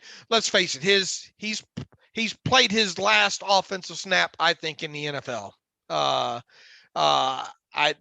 A lot would have to happen in a negative way for him to make the 53-man roster this year. And I really think the sands in the hourglass as far as a practice squad spot have expired as well too. Once again, I think from a cultural, good team player and all to have in a locker room, that's Trey Edmunds. But even his best days, even as a special teamer, weren't something that's making you back the film up, if you will. So I think it's about to come to an end for him. I'm with you, but again, I think he's hung around because of that versatility, creating value. This guy does wear a lot of hats on offense and on special teams, but I think eventually that time runs out. So it's a little, I don't know, Walter Young, Scott Paxson. I'm trying to think of like old 2000s practice squad dudes, but that's kind of the camp piece. Sean Moray. But he made the roster. Like that was a good special team. Like I'm thinking about guys that were like the quad A baseball player, guys that were just practice squatters that occasionally got the cup of coffee. Like Walter Young has one career catch, but he was with the team for like 3 years. All right, I see where you're going. Yeah, but we both agree it's probably over for him, right? Getting close there, I think so. Yeah, Minka Fitzpatrick, just talked about him. Want to see the number of tackles come down, but other than that, Minka's a stud and happy he's paid. Yeah, I don't know how much color we can add to outlook and all for Minka Fitzpatrick. Interesting to see how much maybe he does move around, to kind of not be so easy to find in certain situations. Maybe, I mean, obviously most of his time is going to be tied to the post. That's where he wants to be. But I think you could stand to maybe move him around a little bit in certain situations to maybe utilize his ability and his football awareness and everything that goes along with it.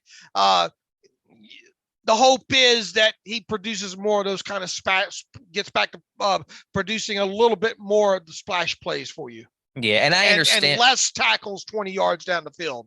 Definitely. And I understand his interception numbers were down. What did he pick off? 2 passes last year, I think, his few since his rookie year. But the number of splash plays he made do not show up on the box score. And I know that you agree with me on this, but Man, that Marquise Brown play alone on the sideline over there saved that game. And save the season in terms of going to the playoffs. They don't go to the playoffs. They don't win that game. But even like he had a tip that went for an interception. I think Edmunds picked off a pass that Minka had tipped last year. So there's so many hidden plays that are easy to forget about because they weren't interceptions. They don't show up on the box score. But I think really past week 2, once they stopped playing him in the slot, he went back to normal, grade A Minka. Right. But you need to move him around some, Yeah, I mean, they rotate safeties a lot. They spin those, Minka down, he'll robber and lurk and stuff like that. He's not playing always 20 yards, deep middle, which, is good because then quarterbacks just throw away from him and he can't make some of the high level impact plays. And so I think, they're going to do that more if they get more versatility. If a guy like Casey can play and he can kind of play in the slot and maybe rotate and stuff like that. I think there was a little difficulty rotating and spinning safeties last year because Cam Sutton was more stuck as the right cornerback instead of playing slot corner or dime backer or stuff like that. Last thing on Minka, leadership. You lose Joe Hayden, who may go back to Cleveland, by the way. Apparently, he seems to be hinting at that, which would be interesting. But, who are the leaders in that secondary room that will step up? Cam Sutton, one of those guys, but Minka Fitzpatrick, maybe Trey Edmunds, another one, because there's a loss of leadership there with the letting go of Joe Hayden. Absolutely. And this guy's dialed in. Yeah, for sure. For sure. Pat Freiermuth, last one on this particular set of 3, year 2 for Freiermuth, a really strong rookie year for a rookie tight end to come in and play as well and as consistent as he did is rare to see. Still things to work on, inline blocking, getting stronger. That's going to probably be the number one thing he has to work on, and hopefully making a couple more plays downfield. The thing that really sticks out is I think statistically you can see him have about the same amount of catches, maybe a handful more. Need to have a larger, a greater yards per catch number, and maybe that will be a result of having a greater average depth of target number down the field, and just really wanting to see that end of the line run blocking aspect of his game take that next step forward there. And you really got to you want to see him get into the talk of best all-around tight end in the NFL.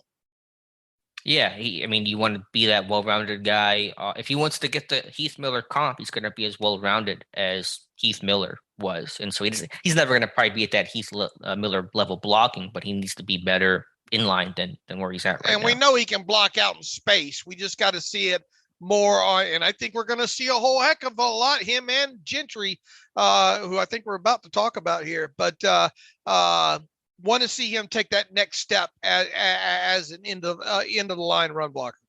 Yeah. I know we had this debate, but number of catches for Freiermuth, he caught 60 last year and he missed one game. Yeah, and he didn't. He was only playing half the time early in the year before Ebron got hurt. I think 65, 70 catches are very much on the table. I agree. I don't think you're going to see a huge jump, to like 80 or something like that. He could.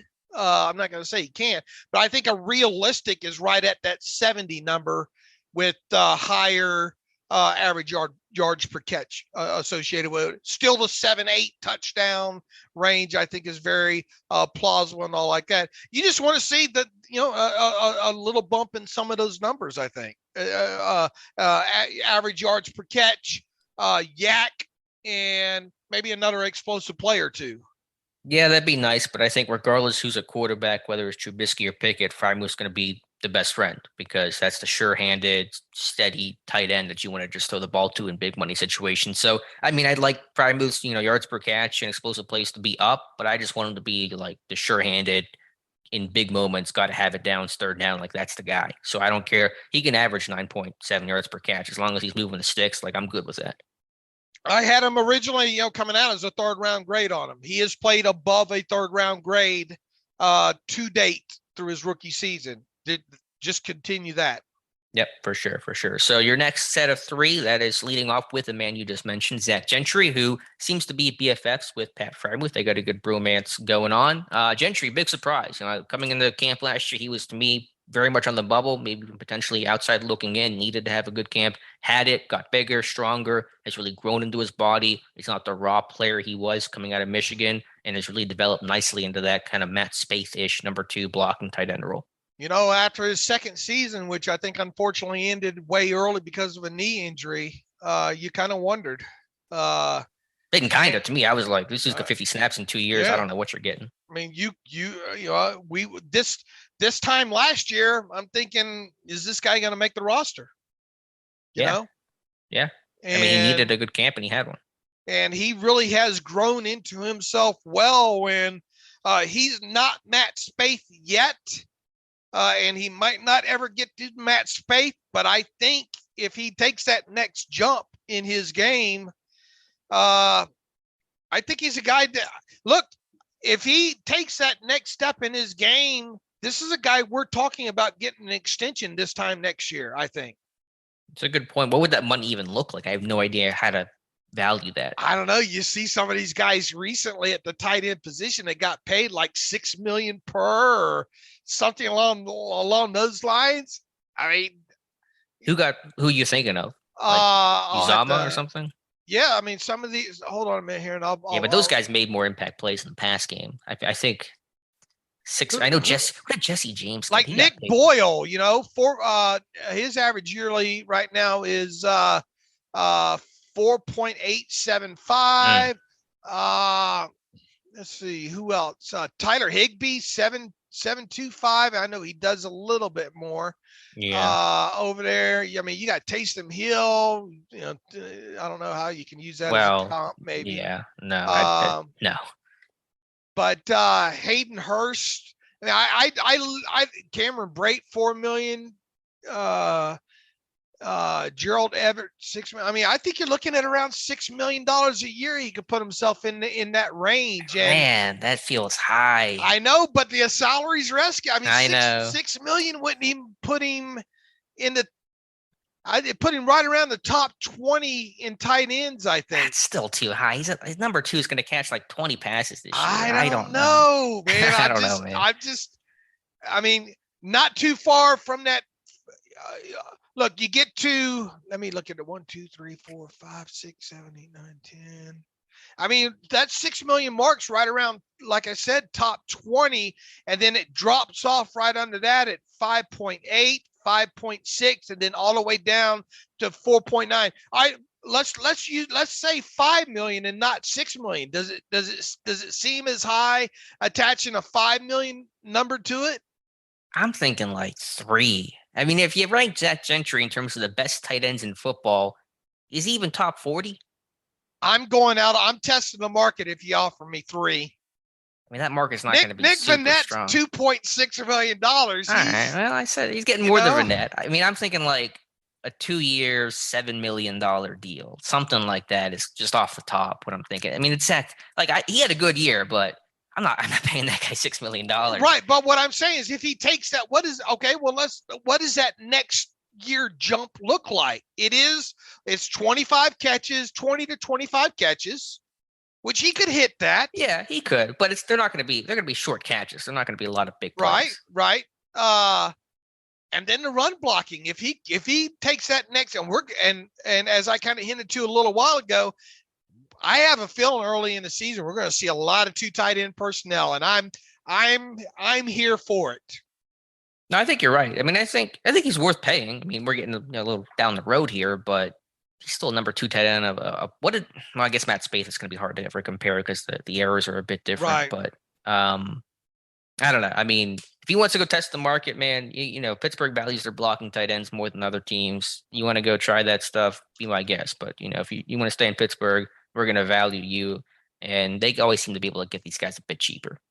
Yeah, but I mean, there was a time that we kind of, I don't know. I don't think you can discount if their MO is going to be, liking some 2 tight end personnel for at least the next 2 years. A lot of people I was one of the few Matt Spaeth fans around because I understood and I had the ability, I could watch the tape on him where other people couldn't, I'm trying to vamp here because I'm trying to remember what he signed for with the Bears, and I can't find it right off the top of my head. I want to say it was like $3 million a year back, even way back then. But I can't see find if I it. can pull it. I still can't get over the deal that Chicago gave Jesse James. Talk about an overpay there. It looks like in Pittsburgh, I don't have the Chicago one, but Spaeth had signed at one point 2 years, 2 million, 2 years, 2.2 million. But how many years ago was that? that? No, the Chicago one was 3 years, 5.975. So call it 3 years, 6 million. But that was a decade ago.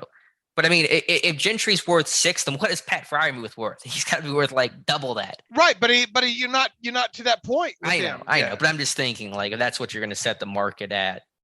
I'm not saying I'm just talking about what his worth might be, on the open market. Obviously you'd maybe want to try to prevent him. I don't know. Once again, and this is we're way out there now. I don't know why we're talking about this, but it's about rabbit holes. If he makes that next step in his development, this is a guy that we're talking about. I thought they're going to cut. Okay. Sure. The same time next year. So the fact that we're even having this conversation lets you know what kind of development, at least I have thinking, you obviously as well too, think this kid has made. If he does whatever that next step in the right direction looks like for him, the result of that is us talking about a contract extension for him before free agency next year. And, potentially, I think the bottom of that's $5 million. Write it down. Let's see how close hopefully we're having to talk about it. Not, man, that guy he just didn't take the next step. That's going to be detrimental to this Steelers team if he goes backwards. I'll tell you that. Yeah, they need a good run blocking tight end. And so Fryermuth can improve and Gentry can be about the same, probably a bit better overall, a bit better out of the gate. That would be huge for this run game overall. But I'm at like 3.5 million. And maybe just because I don't want to have him get 5 million and then like the bad faith tweets of the Zach Gentry is the highest paid Steeler on the offense and like all that stuff.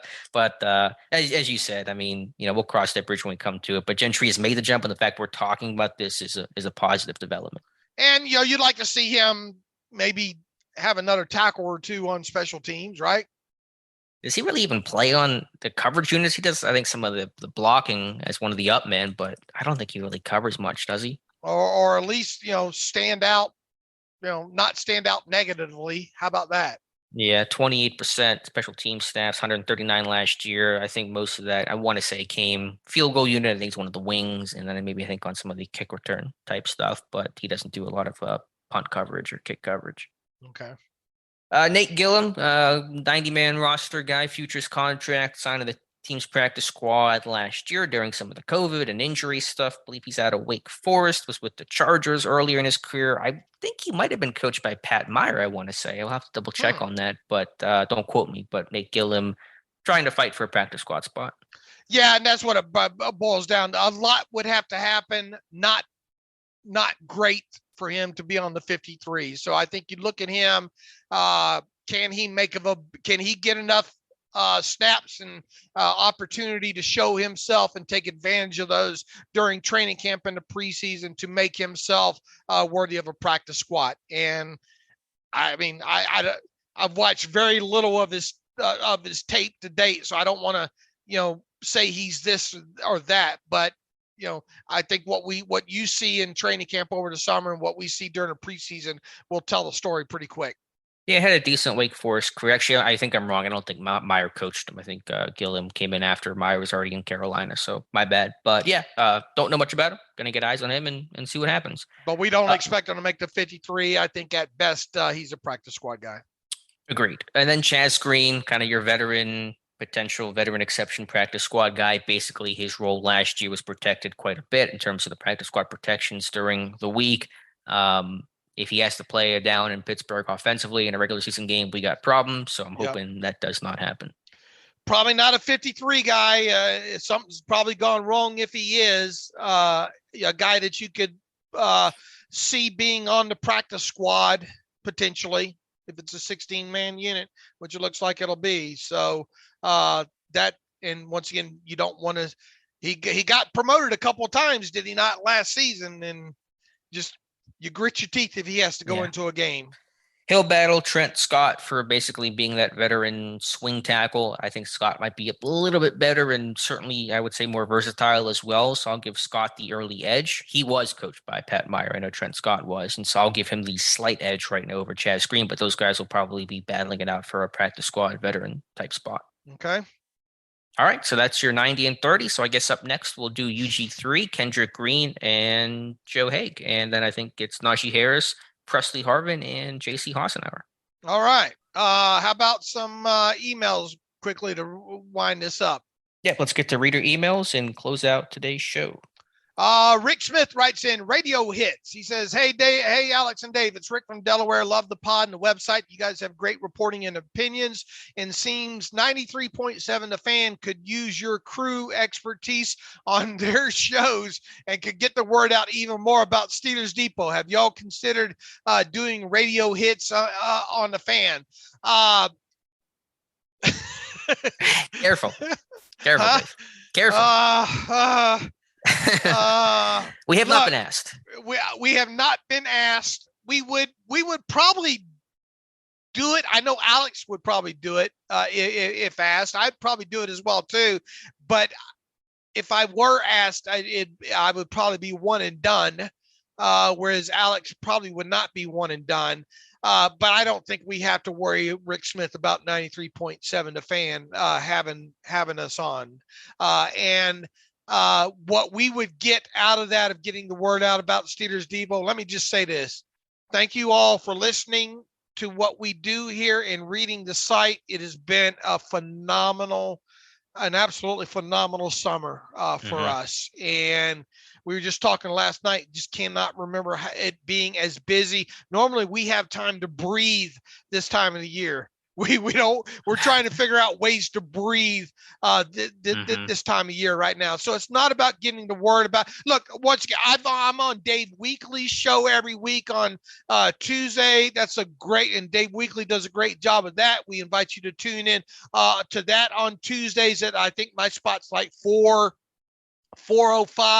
4:10. Alex is on Stan Savarin, who's one of the remaining, as far as local Pittsburgh radio guys go, that does it right, in my opinion. Stan's the best, man. He's a legend. And when is your hit with him, Alex? It varies. There's no consistent schedule like it is with you and Dave Weekly. You also do another radio hit too, don't you? Yeah, I'm on with Jed Donahue and Joe Lednowski. That varies a little bit too, but it's most often, especially during the season, Mondays around 4 or 5, somewhere around there. But those guys have always been very good to me. Hey, Rick Smith, if you're listening, hit the fan up. Ask them why they don't. You may not get an answer, Rick. You can try. You know what? It'd be fun. Everybody hit the fan up via email and Twitter. Bombard those guys. Let's see if we can't get an off-season reaction. I'd love a lot of what I do now in this stage of my life is have fun getting reactions out of people. You've come to the right place for it, the internet. I enjoy pushing buttons at this point, and I luckily I'm blessed in the ability to be in a financial situation and point in my life where I can do that. Push the fan buttons, hit them up with emails and tweets or whatever, and say why don't you guys have the guys on from Steelers Depot? That would be fun to watch your reaction there. So Rick, thank you for the email there. Roland Saucier writes in, Saucier. Hello, David Knox. Not really a question, but more of a positive comment. I just finished a Tomlin interview on the Pivot podcast. He says, man, what a great piece. We learned more in 90 minutes about Coach T than we have over the last 20 years. Coach is such a fantastic leader of men And this show really highlighted that. He says, I hope all Steeler fans cherish what they have in him as a coach. On another note, I have to say that I'm pretty happy with Omar Khan. He says he appears to be a little more aggressive than Kevin Colbert, and he says he likes it. He has some pretty big shoes to fill, but so far so good. Guys, have a great day, and thank you for the best Steelers insight into business. Thank you, Roland, for that. And I've watched that Tomlin interview 4 times now. And that's going to be one that's going to be hard to equal just in football. I mean, interviews in general, where that one ranks is way, way up there. Yeah, at least it brought me back to the old Roy Firestone kind of, and that's before. Yep. No idea. Is that a tire? Is that a tire? No. Google Roy Firestone. It just a real good interview all the way around. Really enjoyed it, and Roland, we've talked about Omar Khan earlier in the show. There, some of the things he's doing has got fans excited here. You listened to Roy Firestone. That was one of those like fireside chats where you like sat down, whole family gathered around the radio and listened in. No, not quite like that, but it was in kind of the middle ages of ESPN, and Roy Firestone was a guy that could always have athletes or coaches or whoever on and make them cry, he was like Tom Rinaldi. Yeah. Okay. I don't think Tom Rinaldi's all that. Do you? I think the piano underbed they play in his interviews creates a different feel. I don't know. Rinaldi does a decent job though. Roy Firestone was a guy that could kind of ask the tough questions and the good questions, and the big joke about him. You've probably never seen Jerry Maguire with Tom Cruise, Show Me the Money and all like that. But there's a segment where the character that Cuba Gooding Jr. plays, the athlete and all, where he's starting to have success, and he goes on to Roy Firestone show, and kind of the innuendo, and the joke is he gets him to cry and all like that. So, but I always thought Roy Firestone was great at his job at interviewing people 30 years ago. Anyway. Okay. Brett Niles back. He writes in, dear David and I haven't had a chance to write in a long time. But notice there aren't many questions lately. He says this one I think will be mostly for Dave. He says, would Deshaun Watson have his contract fully guaranteed? What happens to the Browns from a salary cap perspective if he ends up being suspended indefinitely for the season? He says, I assume the prorated signing bonus is a given to count, but what about his salary? How is that accounted for in this case? And if he doesn't play, does any of it roll over into next year, like the Patriots when several players opted out of COVID year? He loses that salary, and the Browns get it as credit. That's, call it what you will, but when they restructured his contract the way they did, they protected not only the players' money, but they've set themselves up where Deshaun doesn't lose much money if he sits out the whole season, and whatever the base salary is there, which I think is now the minimum, the Browns would just recoup it against the cap. Right. It's $1 million base salary or whatever the minimum is, as you said, correct? They did that, purposefully. Right. Number 2, with Baker Mayfield being excused from the team, blah, blah, blah. It sure seems like he's not going to play for the Browns. He says, I believe he's on his 5th-year option that is fully guaranteed. So if they sit him, that's pretty straightforward. But what if he refuses to play for them? How would that work? He says, I assume that any team that would trade for him will need to have the $19 million-ish in cap room, at least initially, pending an extension and restructure, blah, blah, blah. See if there's not a suitor at that number, can the Browns pay part of the salary in order to facilitate a trade? And if so, do you think they will actually do that? Let's tackle the first part of that. Unless they excuse him, he's got to show up for training camp, okay? Or else he's going to get fined. Do you want Baker Mayfield and Baker, if they tell Baker to go out there and take first team snaps, I bet he walks out there. Now, I'm not going to promise you what you're going to get when he gets out there. I mean, that guy could slack off and do whatever he wants to do to make a point. Do you really want Baker Mayfield at training camp talking to the media? Don't think you do.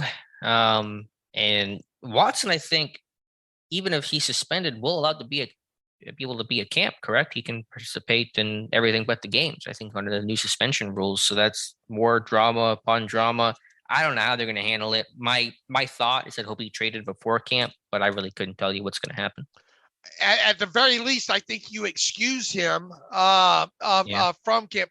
No way, shape, or form can I see Baker Mayfield taking a snap for the Browns. I can't even see him at training camp once again, because do you really want to put a microphone in his face right now? That's a very good point. So I don't know how they're going to handle it, but not my problem. Wearing your colors and rolling them out there to the media. Yeah, but knowing that he does not want to be here, the Browns don't want him. He doesn't want to be in Cleveland, and yeah, I don't think he'll be at camp, even if he's not been traded. I think they're going to excuse him. And he says about the Browns facilitating that by paying a portion. Absolutely, that's possible. Remember a couple years ago when the Steelers traded for Levi Brown? Oh, there was a retention of salary there. Yeah, the Cardinals paid a little bit of that money to get that done. So yeah, and the further this, I think Baker ends up in Seattle. I got a feeling that's the way that's going to go, and I think Seattle's doing the perfect thing here. They're just letting this thing flush itself out, getting closer and closer to training camp day, where they can where they could probably maybe get the Browns to eat some of that salary there. So that might be the angle with them. They're going to have to eat the Browns a large chunk of that. It may be up to half. I'm not really sure what the number is going to be, but they're going to have to eat something there. Levi Brown, great Levi Brown, warmed up in one game, tore his triceps, I think, and never played. So right. Didn't work out. Right. Didn't work out at all. He says, what are the odds that either Mayfield for Watson or Watson will take a snap for the Browns this year? Obviously, to me, I think it's a greater chance that Watson takes a snap for the Browns than Mayfield. I will be shocked if Mayfield takes a snap for the Browns, period. He says, if not, could you really see the Browns spending $60 million-ish on the quarterback position this year and then end up with Jacoby Brissett making the majority of the snaps? Once again, this is kind of you got 4 questions here. It's along the same topic. I'll just state this. I will be shocked if Baker Mayfield takes a snap for the Browns and is on their roster, their 53-man roster, period. Agreed. And listen, it'd be crazy if all that happened. They pay all this money. These guys don't play, but those are the Browns for you. Number 4, if neither Watson or Mayfield start a game for the Steelers, would you put them behind the Steelers in your preseason prediction? Well, I haven't released my preseason prediction yet, but I'll tell you this: if Watson is suspended for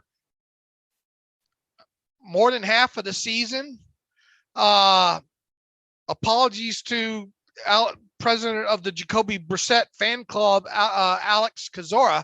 We meet on Wednesdays. Let you guys know. Just putting it out there. I don't see how you put the Browns finishing ahead of the Steelers in the AFC North. I get that, but to be fair, I listened to a little bit of Browns chatter on this 16-1 season with Brissett. The Browns, they were competitive last year despite, half of Baker Mayfield kind of just barely getting through these games. So like a healthy Brissett it's a good roster overall. They add Amari Cooper. Like I think they're going to be still a competitive team just as they were last year. All right, now you're gonna bring Adam Shine into the. Adam Shine has entered the chat. Oh no, I'm leaving the chat. Adam Shine praised the Steelers quarterback duo, saying they're an upgrade over what this team has had in Ben Roethlisberger the last 2 seasons. However, he has that duo of Trubisky and Pickett ranked 4th in the division behind Watson and Brissett, even admitting that Watson might miss some games. Where do you come in on that? I mean, it just comes down to how much is Watson going to play. If he plays half the season, the Browns, I think, have a better quarterback situation than, say, Pittsburgh. Especially knowing that, let's say Watson's suspended for even 10 games, he'll come back during that stretch run, which would be a huge boost to Cleveland, just objectively speaking. So, I mean, in Pittsburgh, I want to watch Trubisky and Pickett before I start making conclusions about how Sure. good these guys are or aren't. We're trying to make projections based off of dudes that have barely taken snaps or taking snaps in shorts and shells, and that's just possible to do. But yeah, Pittsburgh, their quarterback situation is probably the roughest in terms of the Watson suspension aside, just because you're looking for that top end talent. These other teams have top end talent at quarterback, and Pittsburgh is hoping to have that, but does not currently have that. Is Brissett versus Trubisky a wash? You're big. You were big on. I like Brissett. I don't think I like them. I like him as much as. I mean, obviously, all that talk you saying could Brissett be the next guy in? I could have seen that happening for the price, But my thing with Brissett was just connecting with Canada and NC State. I went back and watched Brissett. I wasn't that impressed. I thought he was okay. Similar. It was similar to Trubisky, but I mentioned Brissett because of the connections there with Matt Canada. Okay. But my point with Cleveland is like you could put taking any run-of-the-mill veteran with a good roster and a good run game. I think the Browns are still going to be competitive in that 500-ish range, like Pittsburgh. Brissett got 4.65 from the Browns, and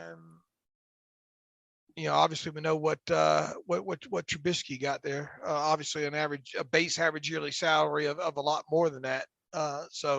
Anyway, I don't. If it looks like, I tell you what, and this is a root of what Brett's asking, I guess. If it looks like Watson gets a full year suspension or 3/4 of the season suspension, it's going to be hard for me to say that they're going to finish ahead of the Steelers in the division. Yeah, no, I understand that, but I think the AFC North overall is going to be ultra competitive.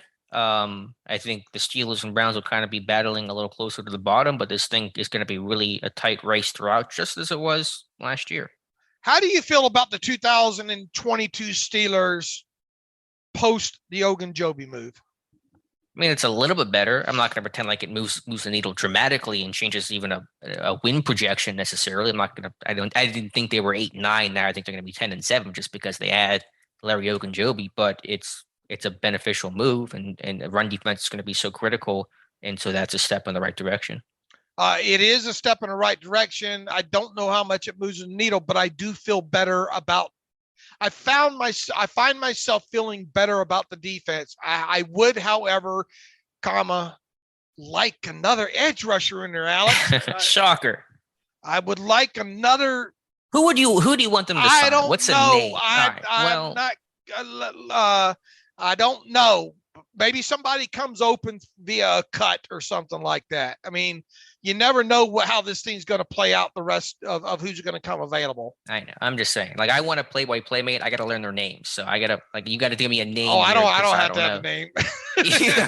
You have a list. You have a little black book probably somewhere. Yeah. Nameless gray face. Oh my God. All right. Oh God. And there are a bunch of them. Let's see. But I mean, I would feel that much more better. Make no mistake about it, though, and I think Mike Tomlin said this in so many words the other day, and this is my takeaway, and it really is that more than anything right now. Defense has got to hold opponents to 17 or less points. And a lot of games this year, the Steelers are going to win some ball games. Yeah, but this defense, I think I'm optimistic, and I've been optimistic about this defense. But this isn't 2008. They're not the 08 defense. Like, that's a defense that could have that standard. And in today's even more potent passing offense, 08, it wasn't like it is in 22. I understand the sentiment, but that's going to be a tough challenge. All right, one more from Christine Bond. Looks like this one came in about an hour ago. With the recent talk about the Steelers carrying 7 defensive linemen, do you think perhaps the Steelers may employ at times a 4-3 to utilize all 7 defensive linemen? First of all, look, you're going to see a lot of 4-man fronts because this team's in sub package a lot. All right. So I think you're construing some things there. You're going to see a lot of 4-man front, but part of that 4-man front is going to be your 2 outside linebackers on the field in mostly TJ Watt and Alex Highsmith. The question becomes is of those 2 down linemen, how much do you rotate those guys out? And no, you're not going to see in base situations 4 down linemen with 3 inside linebackers on the field, like a traditional kind of 4-3, what people think about when you talk about a 4-3 type of way. You will see 4-man fronts, though. Yeah, well, he's talking about like the traditional 4-3, right? And it only took till June 24th to get our first 4-3 question of the offseason. So, but I understand the perspective about if you're really deep at defensive line. Short answer, I'm with Dave. I don't think you're going to see that. Could you get into some big nickel stuff, Alex, in certain situations? Meaning what exactly? With the personnel, safety. Yeah, with some more bigs on there. Typically big nickel is like a third safety, like when Killebrew was coming in a little bit. I mean, you get some of that over front, which isn't for defensive linemen, but it is kind of looking a bit more like a 4-3. They can mix and match, but I don't. Aside from goal line, obviously, you're not going to get 4 literal defensive linemen on the field. I don't think. Right. Obviously, goal line situations. You're going to have a situation where you have some big guys out there. I think in those type of situations there, where you maybe bring in an extra bigger linebacker or something like that. But look, Watt and Highsmith, for obvious reasons, are going to play a lot of snaps, and that's part of when they're on the field in sub-package situations. That's why they're going to be two of those 4 up front there. Exactly. All right. Let's see. Got through that one there. Let me see if I'm not missing anything else in here. I think we got through most of them here overall. All right. I think we went 2 hours today, Alex. Maybe a little bit more than that. So in the meantime, what are we going to talk about on? Hopefully we'll have the contract details of both Pickett to talk about kind of roster bonus structure in his deal, which is going to be roster bonuses in there. I don't know if we're going to get the offset information on him or not, but it's a 4-year fully guaranteed contract. There's nothing amazing about this deal other than trying to find out offset language and when the signing bonus is being paid. And the other thing is hopefully we'll find out the details of the Larry Ogunjobi deal of what's not likely to be earned and all that kind of stuff there. So, and let's hope offset language never becomes a factor with Kenny Pickett, because if it does, then something went wrong along the way. Right. Offset language is kind of insurance to kind of recoup a little bit of money from a player basically busting and you having to cut him within the first couple of years. Well, does that refer to like if he gets released and then signs somewhere else? Like, isn't that right? Language refers to? You get that way the player doesn't double dip. All right. Paid twice, yeah. Get paid twice. So like hypothetically, if he made like $1 million with another team, Pittsburgh wouldn't have to pay that $1 million. Right. The offset. The fully guaranteed money. Right. Yeah. Gotcha. But hopefully, because we're talking about offset language, that means Pickett did not work out in Pittsburgh, and we got bigger problems. Right. We don't want offsets to ever come into to be mentioned past us finding out the details of his contract moving forward. All right, so we'll do that. Monday, we'll do your 90 and 30, and at the rate this offseason's going, there'll be 14 other things for us to discuss. So we'll tackle or Tuesday, I should say. Monday, we'll do the live stream. Again, we had technical issues last week. Dave and I tested things yesterday. Fingers crossed everything will be okay for Monday, but we'll do a live stream Monday, 7 p.m. Eastern time. All right. Appreciate you listening to this 2-hour show today. You can follow me on Twitter at Steelers Depot. Follow Alex at Alex_Kozora. Follow the show at Terrible Podcast. Email the show, theterriblepodcast@gmail.com. If you like what we do and want to donate to the cause, go to SteelersDepot.com. Hit the donate button up right navigational bar. Also, if you'd like an ad-free version of the site, go to SteelersDepot.com. Hit the ad-free button. Hopefully, if you're listening to this on like YouTube or whatever, like and subscribe and all all those good kind of things. But it's been an amazing off season so far for us. We thank you for that, and we hope you continue to listen. And please send any questions you have to the terriblepodcast@gmail.com. As always, thanks for listening to the Terrible Podcast with Dave and Alex.